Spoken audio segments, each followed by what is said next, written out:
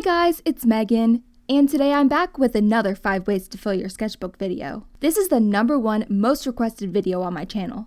I seriously can't believe that I've made 26 of these videos. And as much as I love making them, it's become a little bit harder to come up with new ideas. So I've decided that I'm going to try doing themed episodes. This time I did a food theme, which was a lot of fun.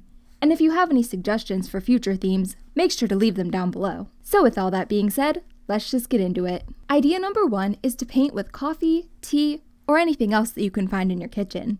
Just make sure that it's nothing that'll get moldy. I personally don't drink coffee, so I use tea instead.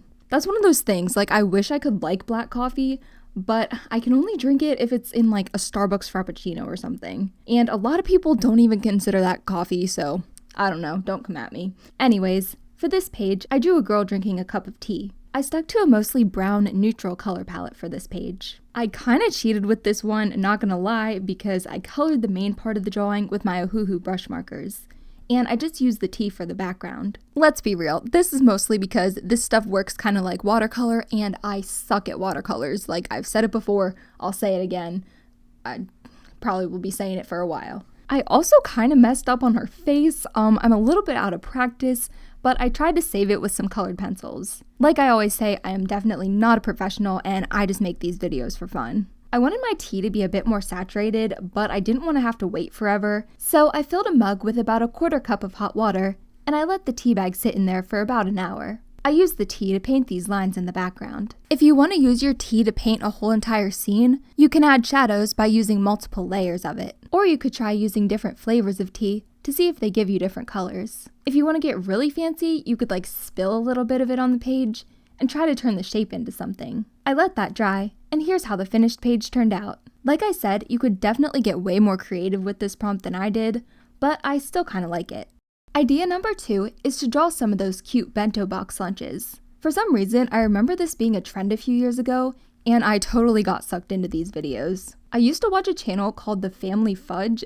Definitely go check out her channel. If I ever become a mom, I am totally doing this. Basically what she does is takes food and turns it into different shapes, creating themed lunchboxes based on things like holidays or cartoon characters. Since this is just a drawing, you can get as crazy as you want with it. I made 3 different bento box style lunches, and I tried to make them things that you could like realistically make. I colored this page a little bit differently than normal. I outlined the lunchboxes as usual, but I didn't outline any of the food. I just erased the sketches halfway and colored them in with Ohuhu markers. Then I added the outlines and any other details with colored pencils. For the top one, I did a Hello Kitty theme. Since both Hello Kitty and bento boxes are super popular in Japan, the amount of Hello Kitty food products is actually insane. Like, let's be real, would I ever use a Hello Kitty vegetable cutter? No. Do I want one? Yes. So in this bento box, we have a DIY Uncrustable cut with a Hello Kitty sandwich cutter, apple slices, because apparently I associate apples with Hello Kitty. I don't know.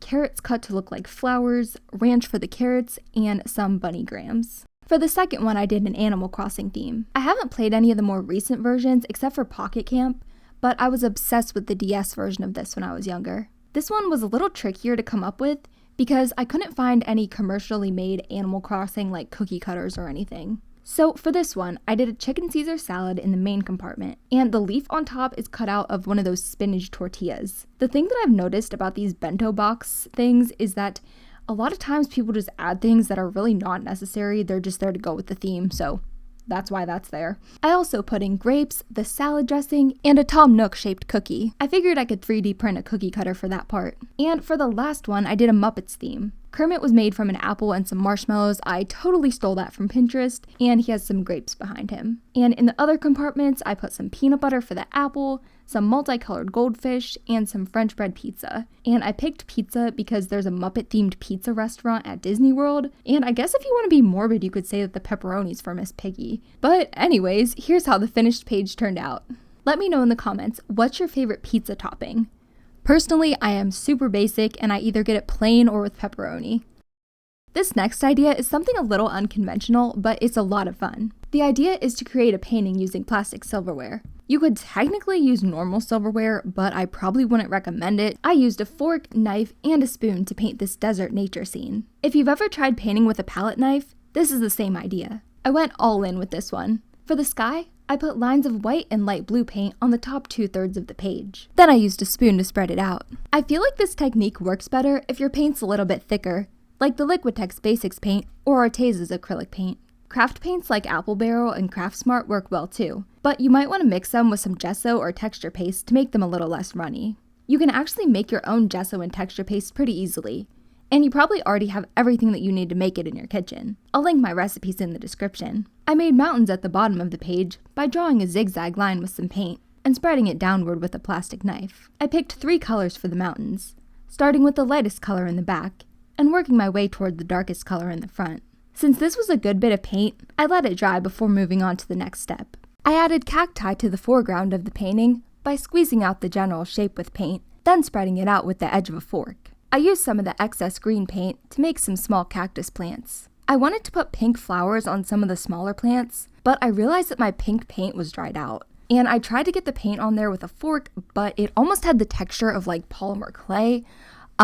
So if you get these Arteza paints, maybe just like make sure to use them within 2 to 3 years, because I've had these for a while, don't get me wrong, but the caps are not that great. So what I ended up doing was I rolled it into balls with my fingers and stuck it on that way. I mean, technically your fingers can be a utensil, so it's fine. I wish that I would have turned the paper sideways instead. I think that it would have made the composition of the painting a little better. I also kind of wish that I would have lightened the color of the mountains so that the smaller plants would have shown up better. But you know what? That's okay.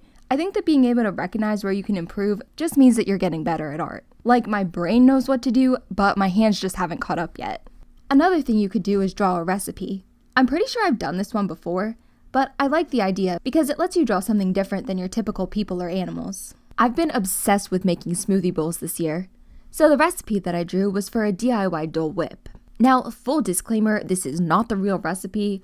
The official one from Disney uses pineapple, pineapple juice, and vanilla ice cream. And I've seen a bunch of other recipes online that use things like coconut milk and frozen bananas, but I wanted something that was easy to make a single serving of and used ingredients that I usually have at home. So the one that I picked was super simple. All I used was about a cup of frozen pineapple, a 1/4 cup of vanilla almond milk, and a little bit of Splenda to sweeten it.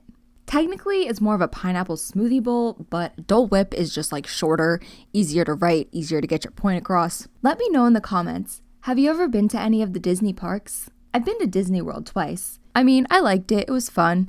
I colored everything as usual, and filled up the empty space with a little piece of brown paper. I wrote the instructions on there with a white gel pen. Which, let's be real, this isn't really something that needs instructions, but it looked cute. I added some gold glitter washi tape to finish it off, and that was it. I actually really like this page. I think that images like this are great for Instagram. And you don't just have to do a food recipe either. You could draw out instructions for a DIY project too. The last idea is to draw your dream kitchen. This is a great way to practice perspective in drawing architecture, which is generally not my thing, but it's always nice to try something new. I looked at a bunch of kitchens online, picked out what I liked, and got to work. Obviously, this isn't a whole kitchen, it's only about 2/3 of one. I'm kind of mad though because I noticed that I forgot to draw a dishwasher, and if this is a dream kitchen, you need a dishwasher. But other than that, we're off to a pretty good start. The fun part's adding the color. I really like this sage green color that's been trendy lately, so I used that color for the cabinets. If you watch my videos for any amount of time, you are probably in shock right now because it's not purple. But I've thought about this a lot actually, and if I ever get my own place, I want all the rooms to be different colors or themes. Like my great aunt, her kitchen was chicken themed, and like her living room was pink and green, and she had a zoo themed room. I know she had other themes too, but it's been a while. I put in a black countertop, beige walls, and a darker wood trim. My mom always watches those shows on HGTV, and she always says how she hates the all-white kitchens because it would be easier to see the mess, and I mean, she's not wrong. So I stuck with some darker colors. For the floor, I did a wood grain pattern. I wouldn't use real wood in a kitchen, so this would have to be laminate though. I put gold hardware on all the furniture and put plants everywhere. I figure if you're gonna have plants inside, you might as well put them where you might remember to water them. And here's how the finished page turned out. There's really not much to say about it. It's cute, I like it. And yeah, so that was everything for this video. Make sure to leave me a comment and let me know which page was your favorite. If you liked this video, make sure to subscribe for more videos just like this one. I have a whole playlist of sketchbook ideas that you can check out here. My merch, my website, and all of my social media will be linked down below. I love you guys so much, and I will see you guys later. Bye!